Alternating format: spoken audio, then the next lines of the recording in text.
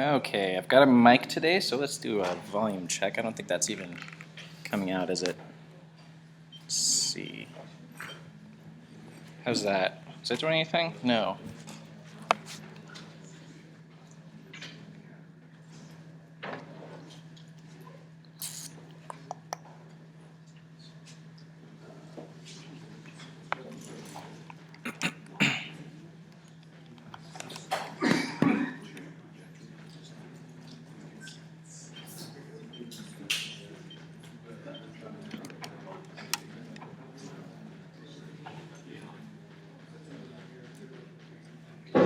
Oh, that is working. Okay, excellent.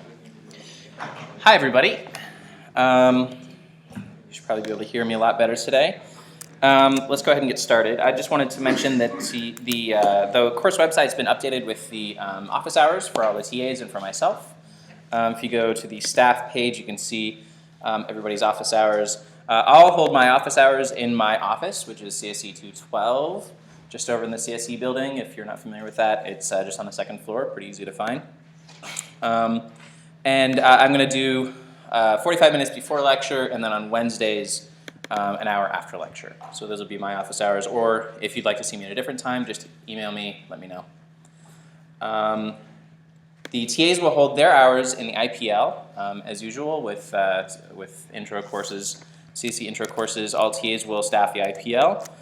Their hours are going to be a little bit different than what's on this schedule here. The schedule is rounded to the half hour, and the summer schedule is a little bit funky, as you know. So on Tuesdays, the previous class, there's a class in the IPL on Tuesdays and Thursdays. So Kevin is going to be there probably about 1:15 or so. The schedule says 1:30, but he'll probably be there about 1:15. Same thing for Wednesday. Wednesday we get out of class, out of lecture at 2:10. So Sam will probably be there about 2:20 or so. So the starting times for these are a little bit different, but they're all going to end at 5. We'll start with this schedule for the IPL, and we'll just sort of see how the demand is. Homework assignments are always going to be due on Wednesdays, so Wednesdays is probably going to be the busier times. We might maybe extend that by an hour or so, just so that there's a little bit more time on Wednesday, or add another TA on Wednesday or something. But we'll see how that works in the next couple of weeks. And if you're not familiar with IPL, the IPL is in Marygate Hall, room 334. Just go up to the third floor and hang a right and go around, and it's there on the left. It's an ice lab. It used to be a pretty crappy lab. Actually, it's really nice now because the iSchool put really nice iMacs in there with big, beautiful displays, and it's pretty cool. It's a good place now, and that's some place where TAs will just sort of be staffing. We'll just sort of be hanging out there, waiting for people to ask questions. And I believe now there's if you just open up a browser, it'll drop you right into our fancy little IPL IT program, which allows you to add your name to the queue. There's a queue. There are two queues: a 2-minute queue and a 10-minute queue. And if you have a 2-minute question, you put yourself in the 2-minute queue. And if you have a 10-minute question, you put yourself in the 10-minute queue. It's probably going to be a little bit more relaxed in the summer. There'll probably be fewer people in there. It'll be a little bit less busy, so you might not need to worry about that so much. But I highly recommend, the IPL is really the place to go hang out if you're, just go hang out there to do your homework, really. And a TA will be there during the hours listed and be able to help you with your work and answer questions. Any questions about that? The IPL will be open different hours. This is not all of the hours that the IPL will be open. It'll be open, staffed by TAs for other courses as well. So if you go in there and it's open, it won't necessarily mean that there's a TA from this course in there. So make sure that you check this schedule to see when a TA from this course is going to be there. Okay. I also just wanted to mention that I updated the syllabus. The syllabus now correctly reflects the final exam, which is going to be in 2 parts. Our last lab section on Thursday, August 22nd, and then the last lecture section on Friday. Okay. So I just want to start by rehashing a little bit of what we went over on on Monday. By the way, if you noticed, I posted the screencast for Monday's lecture. I'm going to be posting the screencast for every lecture. It's just going to be right in that day. If you have any trouble viewing this, or if I haven't posted it, and you really need to watch it, just shoot me an email. Let me know. So on Monday we talked. We kind of rushed through quite a bit of stuff. We talked about the internet, and I just want to rehash a little bit about HTML. So this is the basic structure of an HTML page. So I want to just sort of start by just writing an HTML page. I'm going to just create a new file here, and I'm going to create my first HTML document. In order to start it out, I'm just going to use this as sort of a template. You can just sort of copy and paste this. And so the stuff in the head is information about the page, metadata about the page. And the stuff in the body is all the stuff that shows up on screen. So what are some examples of tags that I can use in, let's start with the head. What's an example of a tag that we can use in the head? We've actually only learned one so far. H1 cannot go in the head. H1 is one of the body tags. H1 is one of the things you actually see in the browser window. Title is the one the only one that you can that we've learned that goes in the head right now. So title, and what does this do? Where does this show up? It actually does show up on screen. Yeah, like in the title bar of the browser. Like, so this is the title for this page, this web programming step-by-step, blah, blah, blah. This is the title for the course website, and so on. So that's what shows up there. So I can say, booyah, this is my title. I'm going to save this in my little lecture folder here. And I'm just going to open this in the browser. What I'm going to do is, so since I have a web browser running on my local computer, I'm going to load this through the web browser on my local machine. If you have a web browser running on your machine, you'll access it through localhost. So that'll be the host that your browser is going to contact. And then inside of the root directory of your web server posted files, then I'm going to go into CSE 154, lecture 13SU, lectures. This is where I put that file. And internet HTML first. Okay. So this is the file that I just created.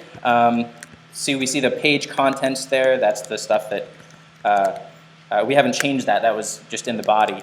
And then we can see the title is showing up here. Booyah, this is my title. How about some, so somebody mentioned an H1. Why don't we have an H1? Let's just do like a H1. This is my awesome first web page. Yeah. I'm gonna sit down here. Oh, squeaky. Okay. This is my awesome first web page. What are some other tags that we looked at on whatever day that was? Anchor. Anchor is, what does that do? Hyperlink. So and the attribute that where we specify the URL is href. Honestly, I forget what that stands for, but that's just the URL that you're linking to. So I'm going to link to, what should I link to? What's your favorite meme? Anyone? Soon. What was it? Confession bear. Confession bear.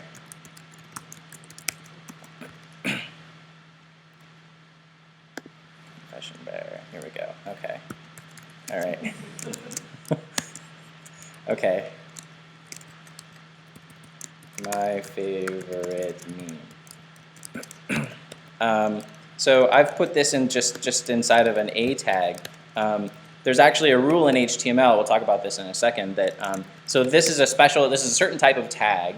An A tag is what's called an inline element, and an inline element's job is to be contained by a block level element. And a block level element's job is to contain inline elements. So they complement each other. So I'm going to have to wrap this in a block level element. So I'm going to wrap it in a paragraph tag. A paragraph is a block level element. And maybe just to make this a full paragraph, I'll say, please visit my favorite meme. Thank you. My favorite meme. Excellent. And when I click on that, go to Confession Bear. Excellent. Let's see. Let's go take a look at the slides, see what else we learned. So page title, paragraph. We got a header in there. And horizontal rule. Okay, let's just do one of those just because. These are actually I sort of dissed this on Monday. An HR used to be sort of like a cool thing, and then it went out of fashion, and then now it's actually kind of come back in fashion. Actually, this is kind of a thing. A lot of the older tags that fell out of fashion that started to become like really, oh, that's really unsophisticated. Now it's like, oh, it's a little bit more sophisticated now. A little bit of a hipster tag actually. So let's see. Links, let's see, image tag, let's do an image. Image, no, we'll do that later. We've done a basic tag here. Let's just do a couple of phrase elements here, and just to illustrate the proper nesting of tags. So tags have to be nested properly, which means that the last tag that you opened has to be the first tag that you close. So this is an example, oops, this is an example of improperly nested tags. I'm going to copy and paste that here, and I'm just going to fix it. So HTML is EM really strong, really close EM, lots of fun. So my goal is for this to be emphasized and strongly emphasized, which doesn't really make much sense semantically, but we'll stick with it.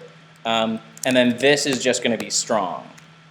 So this is EM, this is both, and this is just strong. So how do we accomplish that? Well, properly nesting them.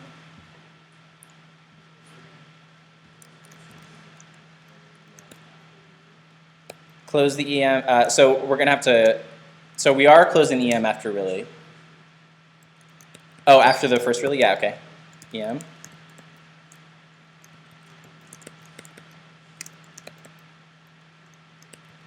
Actually, I think, so we want this to be both, right? So why don't we close the strong here? So that makes the EM last from there to there, and then we'll just open the strong again here.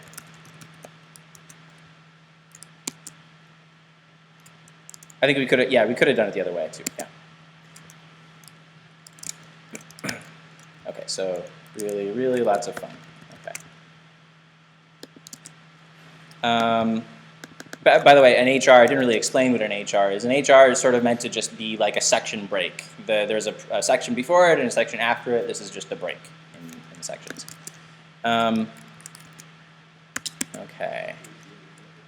An example, so if you, yeah, let's take a look at syllabus, for example. If we looked at the syllabus, this has a bunch of different sections in them.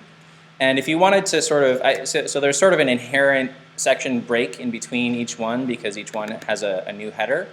But if you wanted to sort of make a more explicit section break, so like there's the first half of this page and the second half of this page is different in some way, then you could put an HR in the middle just to indicate that it was a separator, that they're different kinds of things. Another example I think of is sometimes in like a novel or a book, if they have a section break where like in the middle of a chapter they just sort of switch to like a different time and place or whatever, there's a significant gap there, they put like 3 asterisks or something. That's what I think of as a section break. You would probably use an HR for that. That's a good use of an HR. Okay.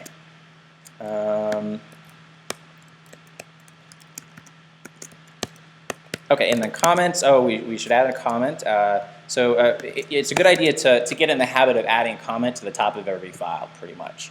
So I'm just going to add a comment here that says, my first web page, Oregon Ducey. What's the date? 26th of June, 2013. CSE 154.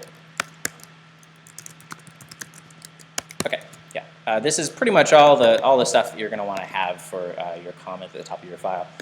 You notice that I'm putting it inside of the HTML tag before the head. That's just a place where I put it out of habit.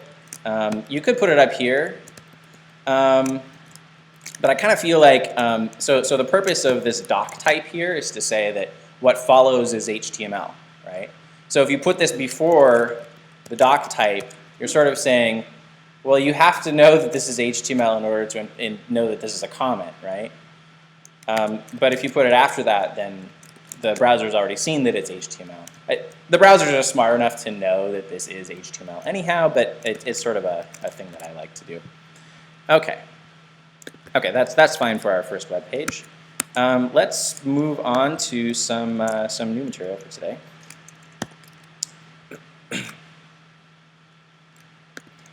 Okay.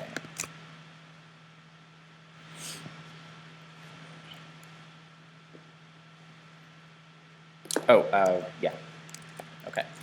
I mentioned that, for example, an inline element has to be contained inside of a block level element. Why is that? Well, it's kind of an arbitrary rule, but kind of not. It's just sort of part of the HTML language. Of course, a browser is smart enough to know, because browser makers have made browsers smart enough to know that if you just have an A tag there, it's just going to render an A tag.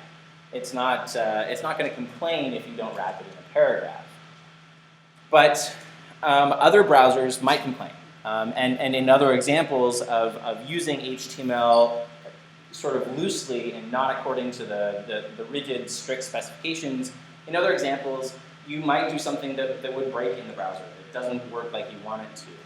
So it's important to sort of check your work. When you're writing HTML code, it's important to check your work to make sure it adheres to the rules of HTML, just to be sure that it works in all browsers.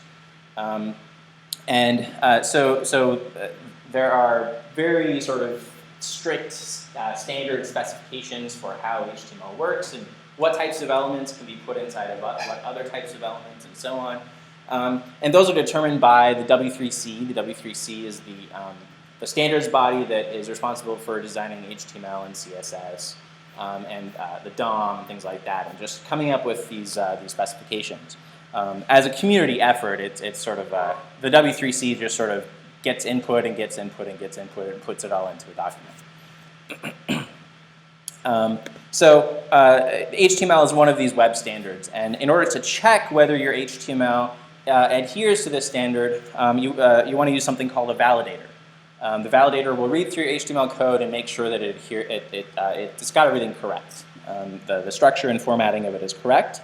The cool thing is that if you, if you link to, actually, I don't think this is going to work on Webster. I should replace this with one that works on Webster. But if you put this on, if you put this HTML code in your file, you can check just by clicking on the link. You can go visit the validator, and it will return. It'll validate the page that you just came from. That's not going to work for us right now, so I'm just going to visit the validator, and I'm going to go copy my code over here. Oops, I closed it. Copy my code here, and we'll just say I forgot about the inline inside of block element rule, and we'll go over here, and I can paste in my code and validate it. What? Why can't it be checked? Correct input. That's never happened before. Using experimental feature, conformance checker. Okay. What's going wrong here? This is weird. More options. Let's HTML5. Wait. That didn't. Okay, there's something going wrong here. Let's do this in like Safari.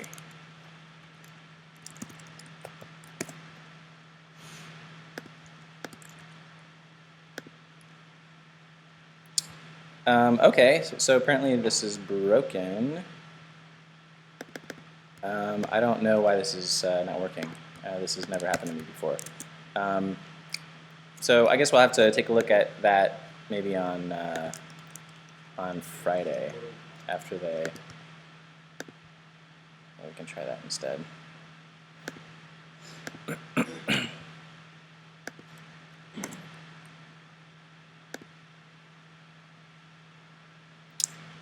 Yeah, that's really bizarre. I don't know what the problem is. Okay, so we'll do that on Friday. But at any rate, you can use this tool to check to see whether your HTML syntax is valid. Oftentimes, the errors that it gives you are really difficult to decipher, but it's actually really important to read them. They can actually be really important, and they usually give you hints about what went wrong, really good hints about what went wrong. But we'll talk about that on Friday. Okay, a few more HTML elements. We looked at these in section yesterday. You might have looked at these in section yesterday. An unordered list just indicates that this is a list of items. There's not necessarily an inherent order to them. Each item is indicated with an li tag. In order to nest lists, you can nest lists as deep as you want to. The important thing to remember about nesting lists is that if you have a UL inside of a UL, for example, the UL has to go inside of an LI. So this LI begins here, then we have this UL here, and then this LI ends after the UL. So this UL is inside of this LI. It's entirely contained by this LI. It's a common error to just I'll just copy and paste this real quick. It's a common error to do this. Just make this end right there and just have this UL. Technically, that UL is inside of this UL instead of inside this LI. So that has to be inside this LI. So this goes down there. What about the first UL? The first UL just is a UL is a block lib element, so that can be just inside the body tag.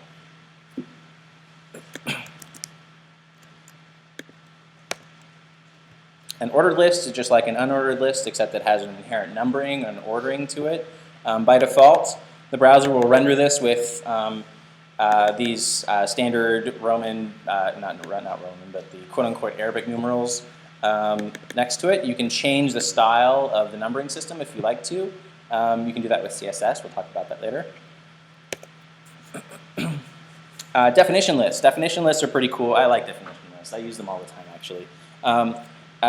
This is something that allows you to sort of map a term to something, like a definition.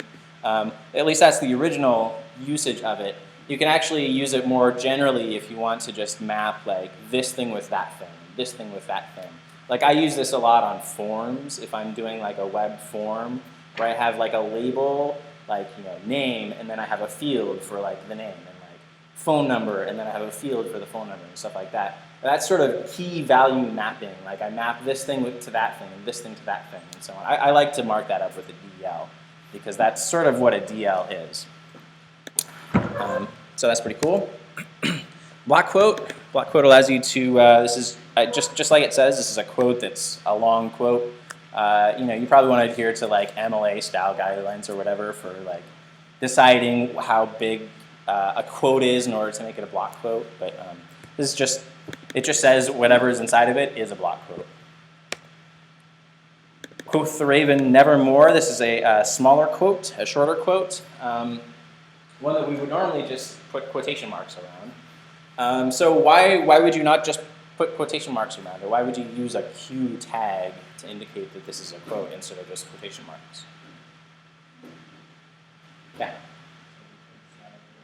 Yeah, so I can change the style of it if I want to. Like I can make all quotes be green or something. Yeah, I can do that. Yeah.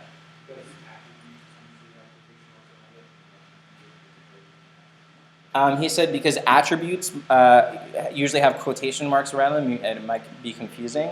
I don't think that like if we just have a quotation mark inside of this p tag here, that's not going to be confusing. HTML is okay with that. It's not going to confuse the browser.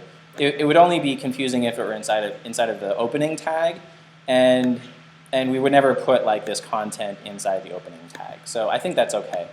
Yeah, pretty much just for styling, or if like you want to change the style of the quotes itself, like like in Germany, like they use different style quotes, and like in France they use like the angle bracket quotes, and like in Japan they use the sort of like up down kind of quotes and stuff like that. So like French style quotes, and I don't know you can just change the different style of quotes. You can do that using CSS too.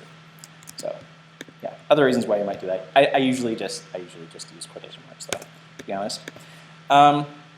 Character entities. So if you want to represent a special character in HTML, there are lots of special characters that you could represent, including just things with accents and special symbols and like Greek letters and Cyrillic and stuff. But the most important ones to understand are the actual characters that might interfere with HTML itself. So if you need an actual left angle bracket or a right angle bracket, less than or greater than sign, in order to actually output that symbol, you have to escape it. You have to encode it so that the browser doesn't think that that's the beginning of a tag. So in order to do that, you use these escaped character entities. So ampersand LT semicolon stands for less than. Ampersand GT semicolon stands for greater than. The other things that it's important to understand are the quote and the ampersand. The ampersand is a really important one because that's the beginning of one of these escape sequences. So you can't just use it by itself, because as soon as you have an ampersand, then the browser is going to expect a sequence after that, an escape sequence after that. So you escape an ampersand always using ampersand AMP semicolon. So this is one example of usage of that. I have some HTML code here that I've made just actually output on screen, just literally on screen, by escaping all of the characters that are used in HTML. So it's not actually interpreting this as HTML code. It's just outputting those literal characters on screen. Deletions and insertions, del and ints. These are sort of like word track changes kinds of things. You can style these specially if you want to. They just indicate that this should be removed and this should be inserted. Abbreviations. Abbreviations are pretty cool. So scuba, so if I hover over this scuba thing, the browser, oftentimes though, by default, if you hover over an abbreviation, it'll show you the expanded version and a tooltip. It says self-contained, other while breathing apparatus. If you didn't know, that's what scuba means, actually. It's an acronym. So the way that you mark that up is you say ABBR, and then the title is the expanded form of that. So that's kind of fun. Computer code. The code just says that what's inside of this is code of some sort. So if I want to render something on screen that talks about HTML tags, this is an HTML tag, I'll wrap it in a code tag. Pre.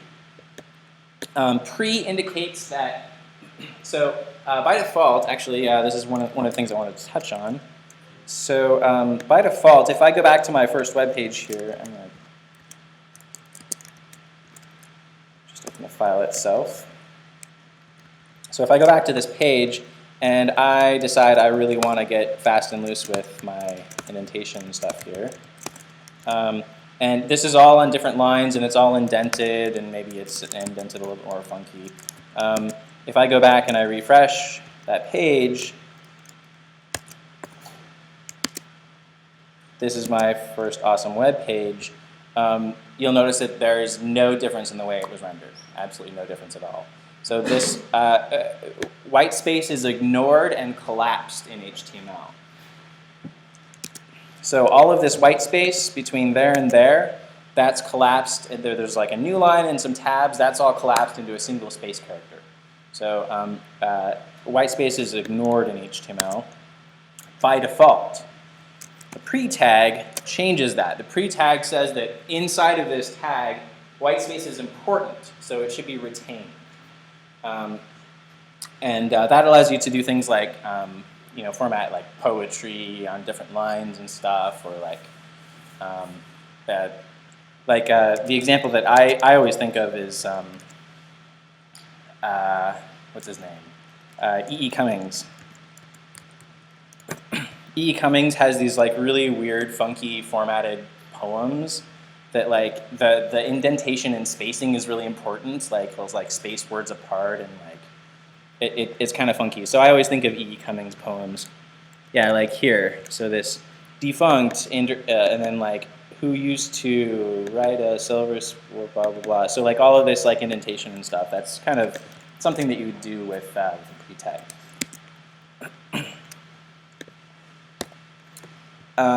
Textbook phrase elements. Let's see. I use these a lot. A lot of people don't use these, but I like them. If you're like doing instructions for things, oftentimes you want to indicate like you should type this in, or this is something that you should replace with your own value, or something like that.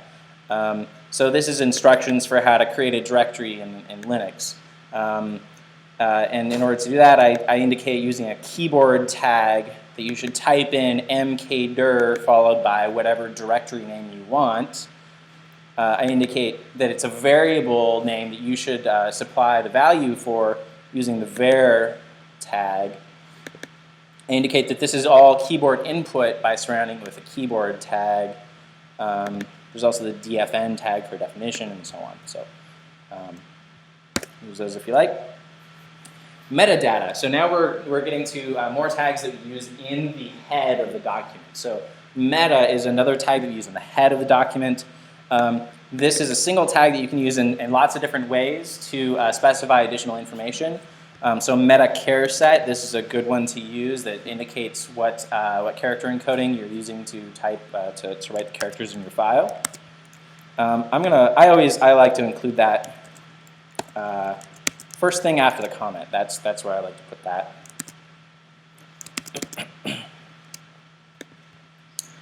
Description. This is something that oftentimes, if your description is an appropriate summary of the page, you can use this description. A search engine might use this description for its listing of your document. It doesn't always trust your description of your page, though. In the past, people have tried to game the system by including tons and tons of keywords in their description and stuff. If you do that, Google is smart enough to not use that. But if it's an appropriate summary of your page, Google will probably use that for its little blurb in its search results. Same thing with keywords, just keywords that you might use to search for this page. So these are placed in the head of the page. I guess I'll just go back and add those. Oh, whoops. I didn't put that inside the head. This goes inside the head.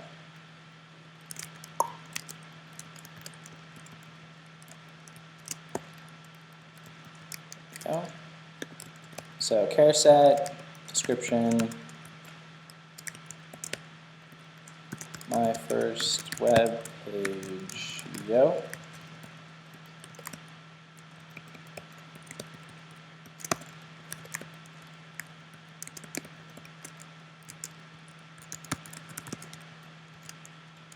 Okay. If you want to include one of these little icons up here, that's not an icon. That's not an icon either. But if you go to like Ars Technica, if we go there, it's not even loading there. Usually there's a little logo up there. Oftentimes on websites, there'll be a little logo up there. It'll be used like in the bookmark, put next to that. It's just called a favorites icon. And if you want to include one of those, you just use this. Link href equals, and then the name of the file, and so on. Okay, so that's all the basic HTML, intro to basic HTML. Now we're going to get to the second programming language that we're learning this quarter, and that is cascading style sheets, CSS. So it used to be, back in the olden days, back way a long time ago, longer than I care to remember, there was no such thing as CSS. And there were a few tags in HTML that allowed you to sort of change the appearance of things on screen. One of them was the font tag, the B tag, and the I tag, and the U tag were bold, italic, and underline. And you could change the color of things and stuff like that. This is the old way of doing things. Once CSS came along, then people started to use CSS. But why do you think they even wanted to start using CSS? Why did CSS come about? Why is this a bad approach?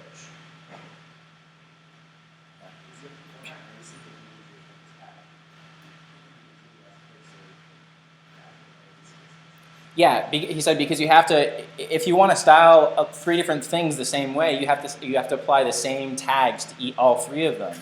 As opposed to if you had some way that you could say, make all of these things be this, apply all of these styles to, if you could somehow select all of the things in the page that you wanted to apply styles to, you could apply styles to all of them in one fell swoop. And that's the goal of CSS, is to apply certain styles, certain appearances to lots of things on the page simultaneously. So it factors out redundancy. And the way that we include a style sheet lives in a separate file, usually lives in a separate file, named with the .css file extension. And the way that we include a separate file is we use this link tag. It's sort of a confusing name. You usually think of a link as an A tag, right? But this is a link tag, and it's a little bit confusing. But so in order to include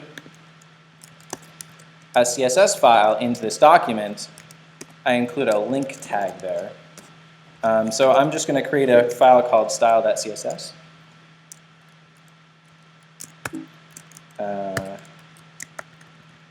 Okay, I'm just going to save this as style.css in the same folder, style.css. Yeah? Wondering, would you develop your own tags using CSS? You develop your own tags using CSS? You can, if you use a different language called XML. So HTML doesn't allow you to create your own tags. XML is more flexible. You can create your own tag names. And you can still use CSS with XML. But with CSS, you have to apply things to the actual HTML tags. You can't just invent your own HTML tags. That's a good question. Okay, so I have this separate file here. The basic rule for CSS, it's a completely different syntax than HTML. You start by specifying what you want to style, selecting the things you want to style, and then in brackets you specify all of the styles that you want to apply to those things that you've selected. So this is a selector, and this is all the things that I want to apply to that, the things selected by this selector. So P will select all paragraphs, all P tags on the page, and for all of them it'll apply these 2 styles, these 2 properties. For example, I could go over here and I could say, what do I have here? I've got, I do have 2 paragraphs. So I'm going to say P, color red, font size 200%. Just a simple example. So I've made these larger. I've multiplied their size by 2, and I've made them both red.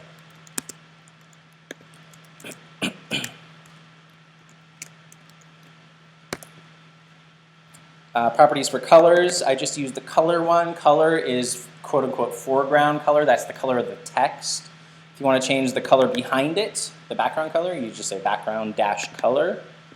And these red and yellow are special keywords built into CSS. The browsers automatically interpret these as specific shades of red and yellow. There are other ways that you can specify colors though. So there's the keyword style, there's this RGB style where you specify red, green, and blue values in this decimal format. Or you can specify them in this hash notation, hexadecimal notation, which is actually just RGB also. So this FF is R, 88 is G, and 00 is B. This is probably the most common one. If you don't, if the color you want is already a keyword, then you can just use the keyword. But otherwise, this is probably more common. These are the built-in color names if you want to use those.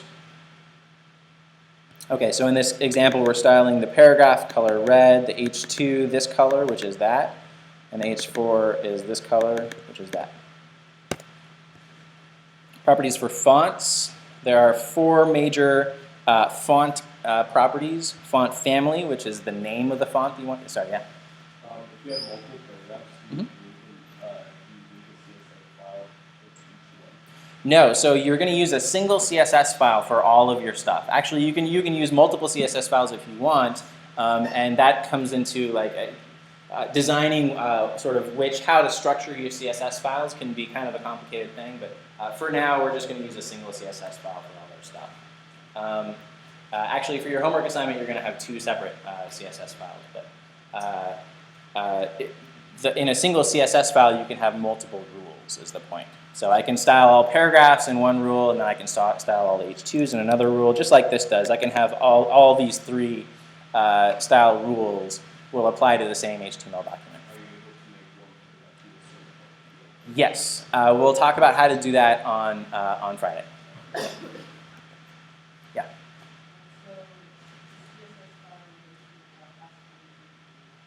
Has to be what? In the same folder? In this example they are, but they don't have to be. You can link to a CSS file on a completely different server if you want. So the style of URL, actually is something I wanted to touch on, but I didn't. So this is a URL. This URL can be what's called absolute URL or a relative URL. A relative URL is with respect to the current directory or like the current system that it's on. An absolute URL starts from the beginning with a protocol, http://, and that says that this is a completely, like I'm specifying everything, the protocol, the host, the directory, and the file name, all of those together. Whereas this one, I'm just specifying the file name, and it's just going to assume that I want to look in the current directory. That's a good question.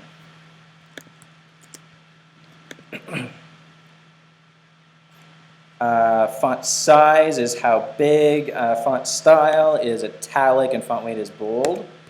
So let's see, font family, Georgia, Career New. Those are 2 examples of fonts you might use. You can specify backups if one font is not available on the system. The browser will automatically look for the second choice, and if that's not available, they'll look for the third choice, and so on. And it's good to always fall back on something very generic.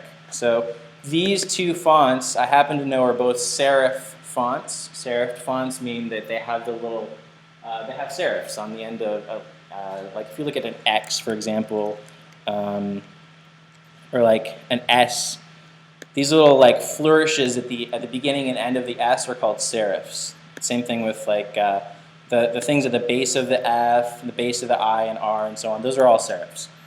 Those are not present in the sans serif, sans meaning without. So you should always specify a generic font keyword as the last fallback if any of the other fonts that you would like are not available on the system. Yeah.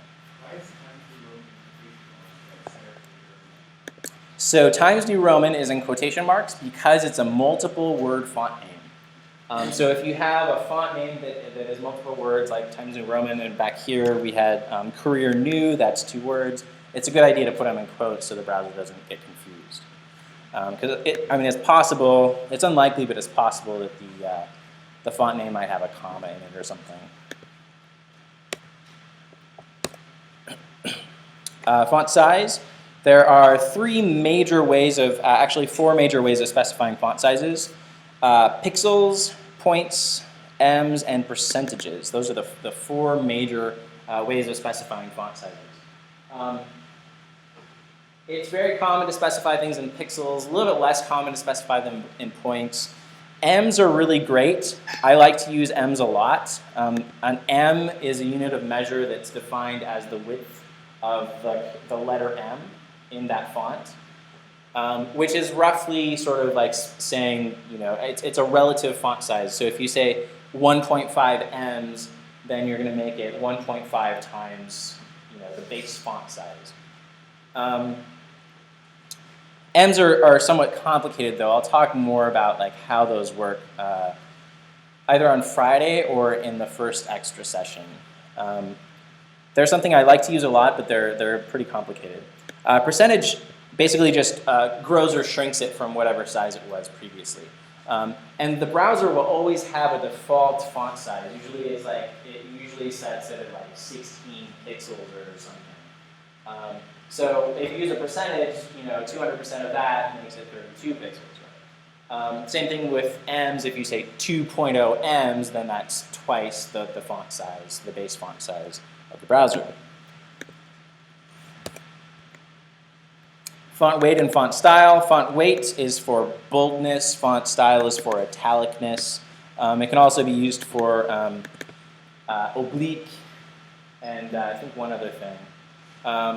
Font weight bold, you can also specify, if you're into typography, you'll know that there are oftentimes there are much finer grades of boldness.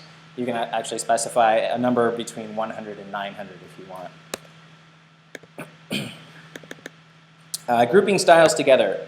So in the examples that we've seen so far, we've only used a single tag in a selector, but you can use multiple tags in a single selector, separating them with a comma. So I can style all paragraphs, all H1s, all H2s to have these styles. Just in one fell swoop, I'm styling them all. And then separately, I have a separate rule just for H2s. And then H2s are only H2s are styled to be have a background color of yellow. So paragraph, H2, both are green. And then just the H2 gets the yellow background.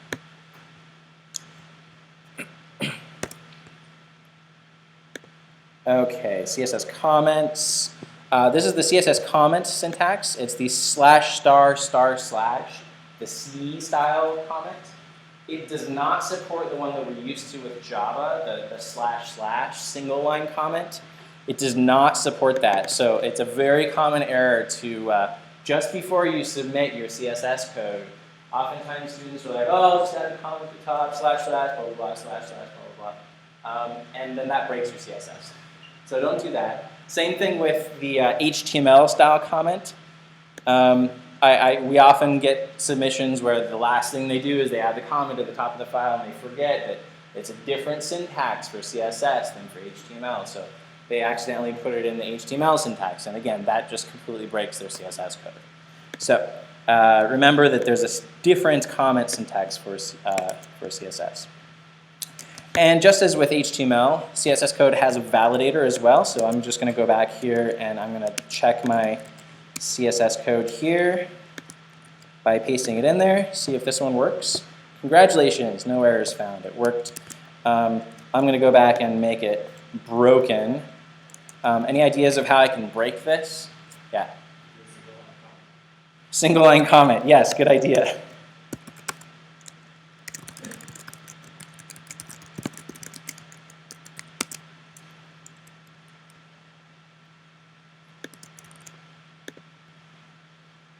We found the following errors. Parse error. This I have no idea what this is. And then you'll notice that it sort of groups that together with what was following it. So whoop, color red, blah, blah, blah. So we don't want to do that. We want to do the slash star star slash. And you can see my editor made it a comment. What else can we do to break this? Yeah. What's that? Yeah, forget a colon or forget like a make this a semicolon or like make this a comma or something. Like those are pretty common too.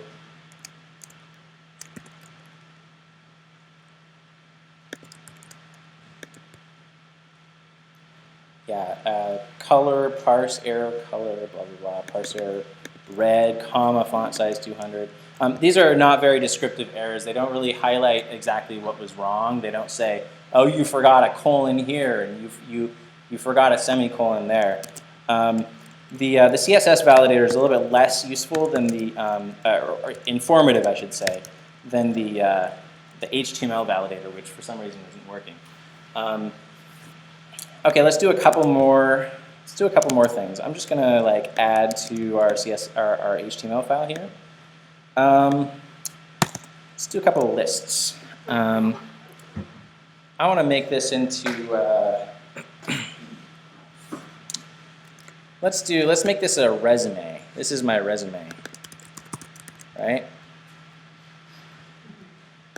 And I'm gonna have that's my like awesome first page stuff, and I'm gonna put my resume stuff down here at the bottom because it's less important than having an awesome web page, right? So I'm gonna say, hi, my name is Morgan. I like to web dev. And then I can say like H2, maybe I'll have like objective. I really want a job teaching, please. H2, what else do we have? Experience. And this is sort of like, maybe I'll make this a list. An unordered list. I'll make this, so my most recent one is University of Washington, lecture 2000, 10 to 14.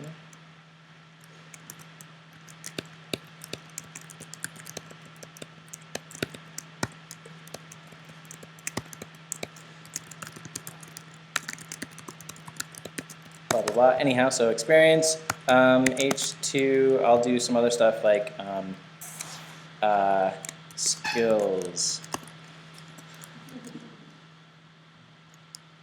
And maybe this is an ordered list of skills, like the most important one is at the top. So I'm rad, that's a skill.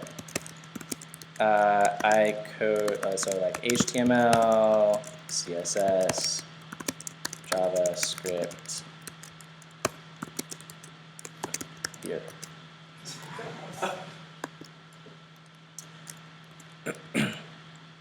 Oh, I want to add a section for endorsements. Okay, so the following people think I'm also rad. No, that doesn't work. Also think I'm rad. Also think I'm rad. Yeah, I always get order confused with that. Block quote. Block quote is what I'm going to use to style to mark up something that somebody has said when it's really long. So Morgan is really rad. He helped me that one time, and it was great.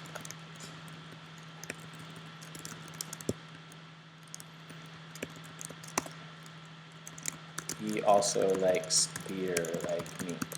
Okay, so this is just a quick example. Actually, you know what? I think I'll just switch this around a little bit. This is an unordered list, but there's sort of some information here that I kind of feel like it's sort of like this is mapped with that and this is mapped with that. Like 2010 to 2013, that's sort of like a label, and then this is sort of a description of that, you know, like, I don't know. So I'm going to make this into a DL, just because maybe, I don't know, I like DLs. So I'm going to make this into a DT that specifies that this is like, that.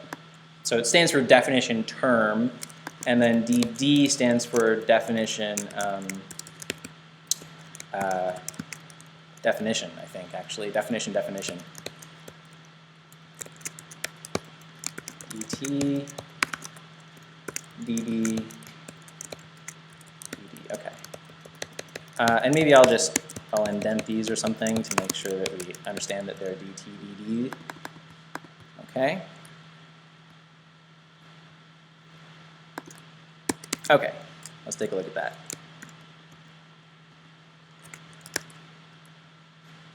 Okay, hi, my name is Morgan. I like to web dev. Experience, rad. Okay, endorsements. So this is an endorsement inside of a block quote. You notice that the browser sort of automatically indents this. That's something that the browser by default will do. We'll talk about next Monday how to change that if you don't want a block quote to be indented, or if you want it to be indented more or less. If you want to fine-tune the amount of indentation of a block quote, you can change that with CSS. We'll talk about that on Monday of next week. But for now, I'm going to add a few more CSS rules here. This is kind of obnoxious, so I'm going to make that just the H1. So the paragraphs are no longer going to be red, it's just going to be the H1. Okay? And you notice that the font size didn't change. Why didn't the font size change?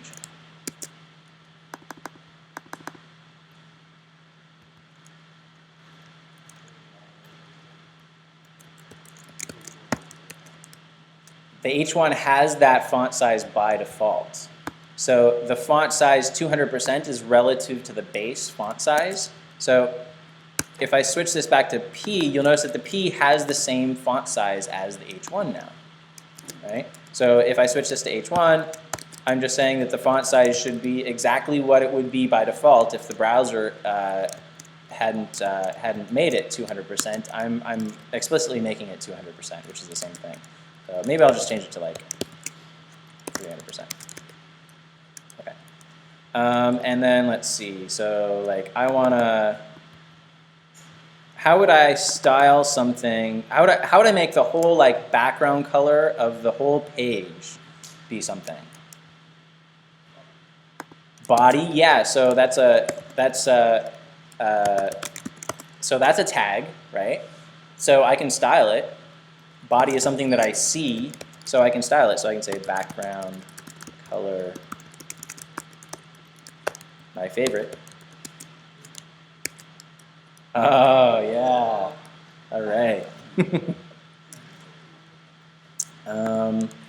And let's do some other stuff. We'll say like list items and DTs maybe I want to style together to be font weight bold.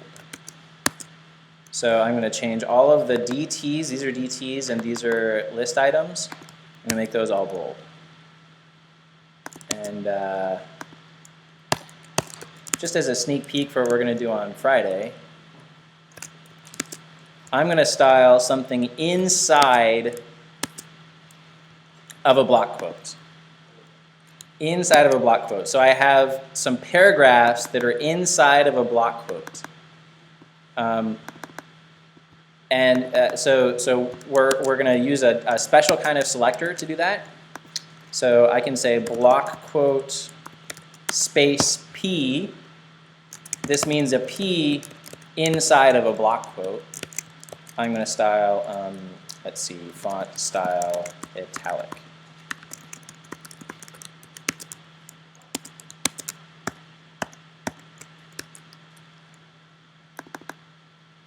Okay, excellent. That's all we have time for today. Your lab tomorrow is in As far as I know, it's still in the communications lab. We found out that they actually don't have the software needed installed yet, so there might be a couple of hiccups tomorrow. You might need to download some software first to get started, but we'll work that out. We'll see you tomorrow in lab. Oh, and the homework assignment. I said that the homework assignment was going to go out today. I forgot that we have, it typically goes out on Friday. So it'll go out on Friday. We have some more stuff to discuss on the lecture on Friday before you can do it. So that'll go out Friday. It'll be due next Wednesday.